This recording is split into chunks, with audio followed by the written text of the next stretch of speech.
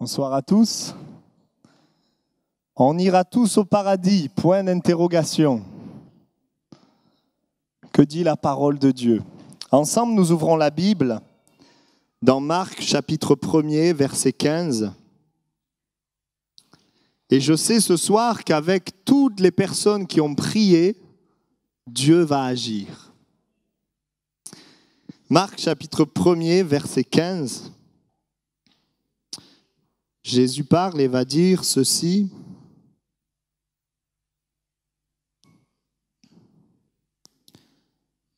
Le temps est accompli et le royaume de Dieu est proche. Repentez-vous et croyez à la bonne nouvelle. Amen. Jésus va dire le royaume de Dieu est proche. Le royaume de Dieu qui est une appellation du paradis. Et là, le paradis, le royaume de Dieu, la cité céleste, le ciel, la vie éternelle sont tous des synonymes. Et ce soir, ce que tu dois savoir, c'est que le paradis existe, que le royaume de Dieu existe, qu'il est réel. La Bible dit dans Apocalypse 2:7 qu'il appelle le paradis de Dieu. Le paradis, qu'est-ce que c'est? Eh bien, le paradis, c'est l'endroit où Dieu est le roi, où Dieu règne. Et quand Dieu est le roi, eh bien, ce qu'on peut retrouver dans le paradis, c'est toute la nature de Dieu. Autrement dit, l'amour, la paix, la joie, la beauté, la puissance, la grandeur. Et la Bible nous dit que dans ce paradis qui vient après la vie sur cette terre, eh bien, il n'y a pas de larmes, il n'y a pas de pleurs, il n'y a pas de crainte, il n'y a pas de haine, il n'y a pas de souffrance. Mais il y a le véritable bonheur. Et ce soir, je te pose la question, as-tu dans ton cœur la certitude d'aller au paradis? Es-tu réconcilié avec Dieu? La Bible nous dit aussi que le paradis, c'est un endroit saint. Apocalypse 21-27 nous dit, il n'entrera dans la cité céleste rien de souillé. Personne qui se livre au péché. C'est un endroit pur, un endroit saint. Un endroit extraordinaire. La Bible nous en parle. Et si la Bible nous parle du paradis, la Bible nous parle aussi de l'enfer. Un endroit de tourment pour les rebelles, pour Satan et ses démons et tous ceux qui sont rebelles à Dieu.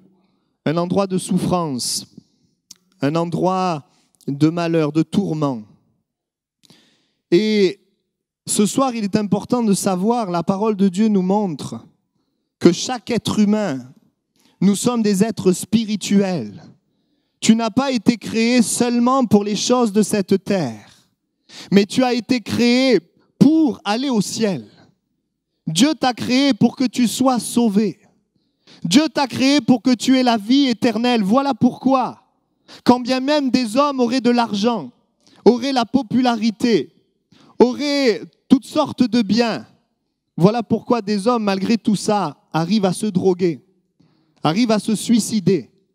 Parce que chaque être humain a été créé pour rencontrer Dieu, pour vivre avec Dieu. Et je voudrais que tu saches ce soir que tu as été créé pour être en contact avec Dieu. Tu as été créé pour le ciel. Tu as été créé pour le paradis. La Bible dit que Dieu a mis dans le cœur de l'homme la pensée de l'éternité. Et lorsque nous vivons sur la terre, nous sommes occupés à toutes les choses matérielles. Il y a un moment donné où on lève les yeux et on se pose des questions. D'où je viens? Où je vais? Quel est le sens de ma vie? La Bible dit que Dieu a mis la pensée de l'éternité, car il est le créateur de l'homme. Et son désir, ce n'est pas seulement que nous vivions notre vie sur terre, mais son désir, c'est que nous rencontrions Dieu sur terre, afin d'être avec Dieu dans le ciel, afin de pouvoir être avec lui dans le paradis. Comment se fait-il que les joies du monde ne comblent pas notre cœur? Eh bien, parce que Dieu nous a créés pour une joie spirituelle, pour la joie de Dieu. Comment se fait-il que l'amour humain peut laisser malgré tout la solitude dans le cœur? On peut aimer, on peut être marié et se sentir seul, parce que nous avons été créés pour connaître l'amour de Dieu. Comment se fait-il que l'homme est esclave de certaines choses, alors qu'il voudrait être vainqueur, il voudrait être libre. D'ailleurs, on dit, les hommes veulent être libres. Il dit, je suis libre, et beaucoup sont esclaves. Parce que nous avons été créés pour vivre la puissance de Dieu. et pour être véritablement libre. Et Jésus va dire, oui, le royaume de Dieu, il va parler du royaume de Dieu. Le paradis, c'est une réalité. Il va dire, le royaume de Dieu est proche. Jésus annonce ce qui va se passer. Il va mourir sur la croix et ouvrir le ciel à l'humanité. Mais au-delà de cela, lorsque nous le disons, le royaume de Dieu est proche. C'est aussi cette réalité que le paradis est plus proche. La vie éternelle, l'éternité est plus proche de nous que ce que nous pensons. Dans l'éternité, je le disais, il y a le ciel, il y a l'enfer. Et cette éternité peut venir si rapidement. Ce matin, je recevais un coup de téléphone et j'apprenais qu'à 5 heures du matin, quelqu'un est parti dans l'éternité. La vie ne nous appartient pas. Du jour au lendemain, cet homme, son cœur s'est arrêté de battre et il est parti. Du jour au lendemain, et la vie est remplie d'imprévus. Tous les gens que vous voyez dans les hôpitaux, ce sont tous des gens qui finalement ont fait face à un imprévu. Ils n'avaient pas prévu d'être malades, ils n'avaient pas prévu d'aller dans les hôpitaux. Mais c'est ce qui est arrivé. Les choses, nous ne les maîtrisons pas. Et la Bible nous invite à considérer ce qui est éternel, à considérer ce qui est important. La Bible nous invite à considérer Jésus-Christ, à considérer Dieu. Le royaume de Dieu est proche. Et je te pose la question, est-ce que tu sais où tu vas?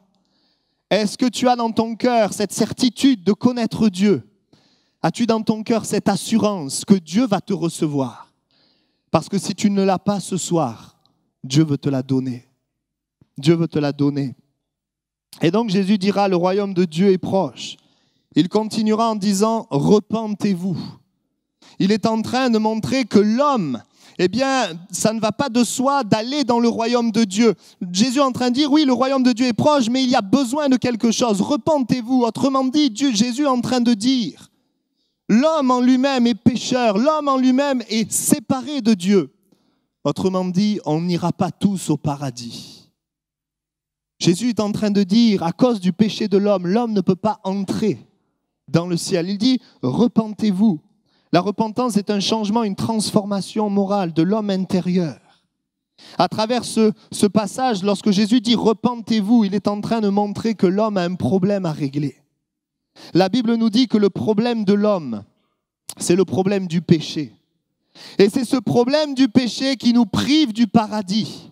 La Bible dit dans Romains 3, 23, « Tous ont péché, tous les hommes ont péché et sont privés de la gloire de Dieu. » La Bible nous dit que si nous voulons aller au paradis, nous avons besoin de régler le problème du péché. Or, Paul dira, mais le péché, c'est comme une puissance en nous. Il dira, mais je fais le mal que je ne veux pas et je ne fais pas le bien que je veux. Et si c'est cela, eh bien, c'est le péché qui habite en moi. Et peut-être que c'est ton cas ce soir. Tu aimerais aller au paradis et tu reconnais ce problème du péché dans ta vie. Tu ne fais pas le bien que tu voudrais, tu fais le mal que tu ne voudrais pas. Esclave de la haine, esclave de la colère, esclave de toutes sortes de péchés. On est esclave. La Bible nous montre que nous venons dans ce monde. Nous arrivons dans ce monde avec cette nature pécheresse. Et malgré les bonnes résolutions, et malgré la religion, et malgré les efforts humains, nous ne pouvons pas enlever le péché, nous ne pouvons pas traiter le péché, nous ne pouvons pas empêcher le péché de nous perdre. Nous ne pouvons pas. Nous sommes là comme esclaves. Nous sommes là comme perdus, séparés de Dieu. La Bible nous montre que le péché est le problème de l'homme. Le péché est grave. Le péché nous sépare de Dieu, nous empêche de venir dans sa présence. Nous voyons autour de nous, dans notre monde, le péché qui détruit. Le péché détruit les cœurs, le péché détruit les corps, le péché détruit les relations. Le péché. Qu'est-ce que c'est que le péché? L'indépendance de Dieu. Le péché, c'est la désobéissance à Dieu. Le péché, c'est de vivre notre vie sans lui. Et le péché, évidemment, c'est tout le mal que nous pouvons faire. Le péché, lorsque quelqu'un est dans le péché, il est aveugle sur les choses spirituelles. Et nous arrivons dans ce monde, quand bien même nous parlerions à Dieu, Dieu ne nous répond pas. La Bible dit le péché nous sépare de Dieu. Le péché nous amène dans la confusion. Le péché nous fait chercher, nous fait errer, enlève tout but à notre vie. Nous ne savons pas où est Dieu, nous ne savons pas où nous en sommes, nous ne savons pas où nous allons. Le péché nous aveugle, c'est comme un voile. Mais j'ai une bonne nouvelle ce soir. Jésus est venu régler le problème du péché. Et Dieu ce soir est venu te sauver. Dieu ce soir est venu te sauver. Troisièmement, oui, c'est vrai, tout le monde n'ira pas au paradis, mais Dieu veut que tous les hommes aillent au paradis. Dieu veut. Je voudrais que tu saches ce soir, Dieu veut que tu sois sauvé. Dieu veut régler le problème du péché dans ta vie ce soir. Dieu veut que tu entres dans la vie éternelle, comme nous l'avons vu dans ce sketch, que tu aies ce billet, cette assurance dans ton cœur. La Bible dit dans 1 Timothée 2,4, Dieu veut que tous les hommes soient sauvés et parviennent à la connaissance de la vérité. Avant de pouvoir vivre la vie éternelle, il veut nous sauver de la mort. Il veut nous sauver du péché, nous sauver de l'enfer. Peut-être qu'en ce moment, c'est l'enfer que tu vis dans ton cœur. Et Jésus veut te sauver. Il veut nous sauver afin de nous donner la vie. Il veut nous sauver parce qu'il nous aime. Et parce que Dieu veut nous sauver, eh bien Dieu vient nous chercher.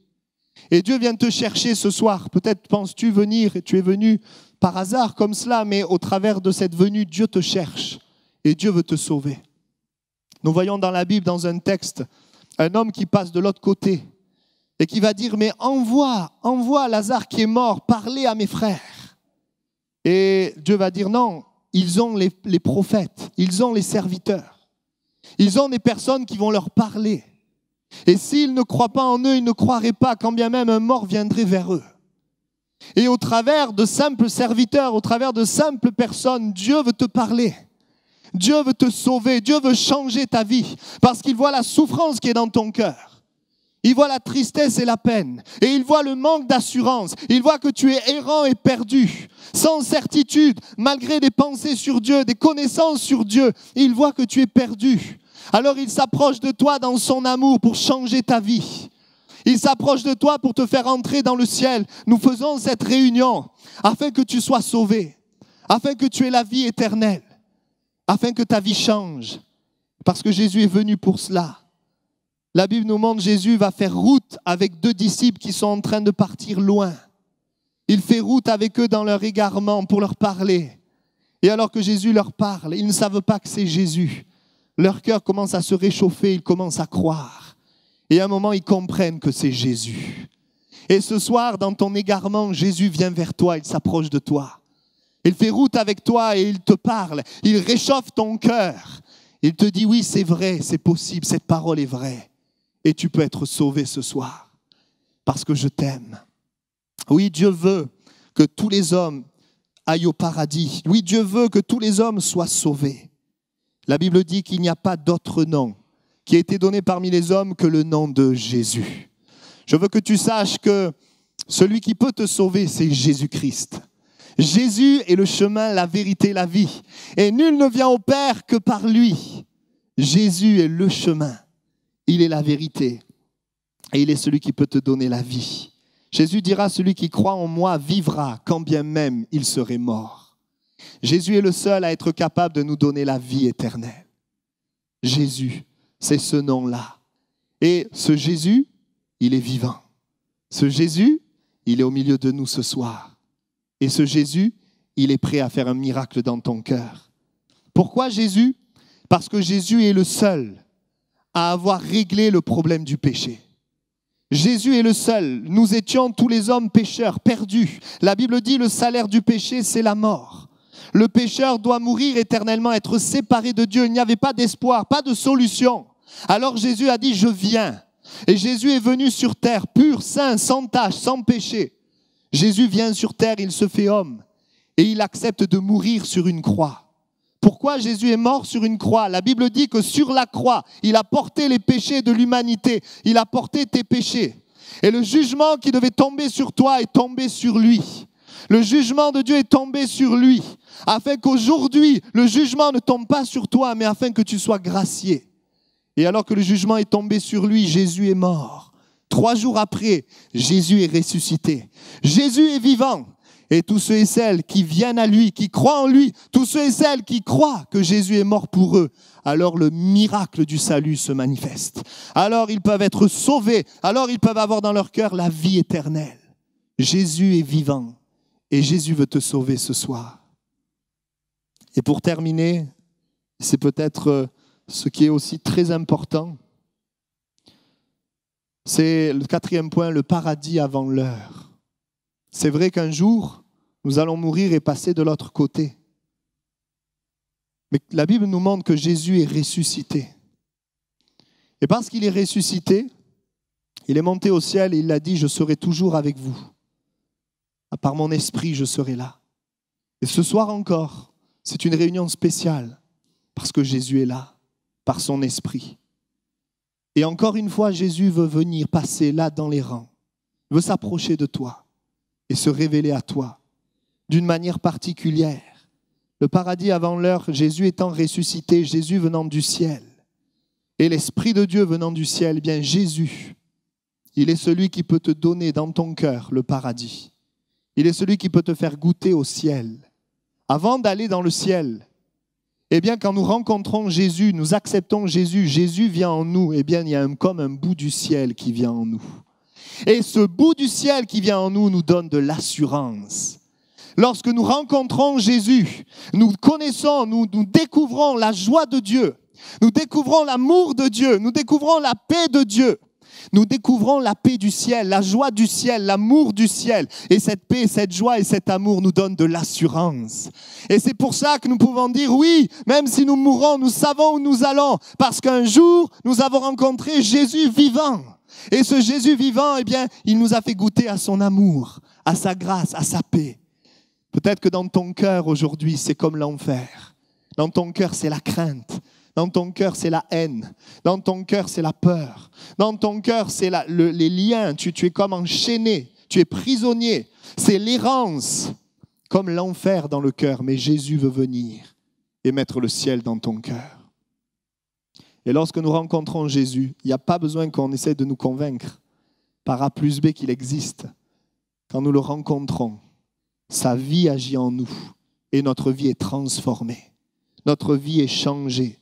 En Jean 5, 24, il nous est dit, en vérité, je vous le dis, celui qui écoute ma parole et qui croit à celui qui m'a envoyé a la vie éternelle et ne vient point en jugement, mais il est passé de la mort à la vie.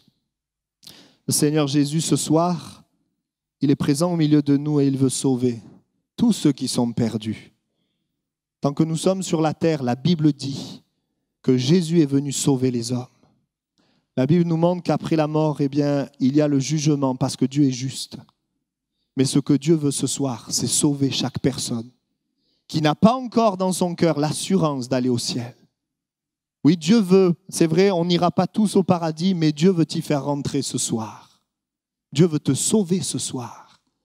Et si ce soir tu crois dans ce message, si tu places confiance, foi dans ce message, dans la parole de Dieu, alors ta vie va changer. Alors le Seigneur va remplir ton cœur de sa paix, de sa joie, de cette assurance. Nous l'avons lu, le salaire du péché, c'est la mort, mais le don gratuit de Dieu, c'est la vie éternelle en Jésus-Christ. En Jésus-Christ. Et peut-être que ce soir, tu te dis, mais moi, je suis tellement loin de Dieu. Peut-être que tu te dis, je ne connais pas les choses de Dieu. C'est la première fois que je suis là. Tout ce qui parle de Dieu, je ne connais pas. Pourquoi Dieu me sauverait moi ? Voyons un texte dans la parole, oui, où des hommes ont vu l'assurance de 2 personnes, Pierre et Jean. Et quand ils ont vu l'assurance, ils ont été étonnés parce que c'était des hommes du peuple sans instruction. Ce n'étaient pas des gens, les gens qui sont sauvés, les gens qui étaient sauvés n'étaient pas des gens avec beaucoup de connaissances, beaucoup d'instructions. Mais ils les reconnurent pour avoir été avec Jésus. Les gens qui étaient sauvés, ce sont simplement des gens qui ont rencontré Jésus personnellement. Et ce soir, tu peux le rencontrer personnellement. Ce soir, Jésus veut se manifester, se révéler à ton cœur. Il veut agir dans ta vie.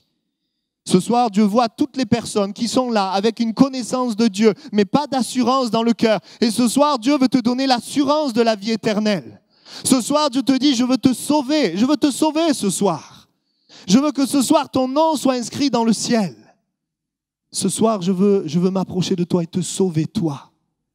Est-ce que tu es prêt à croire, à recevoir, à accepter que Jésus veut te sauver, que Jésus veut te donner la vie éternelle? Nous allons nous recueillir quelques instants, incliner nos têtes.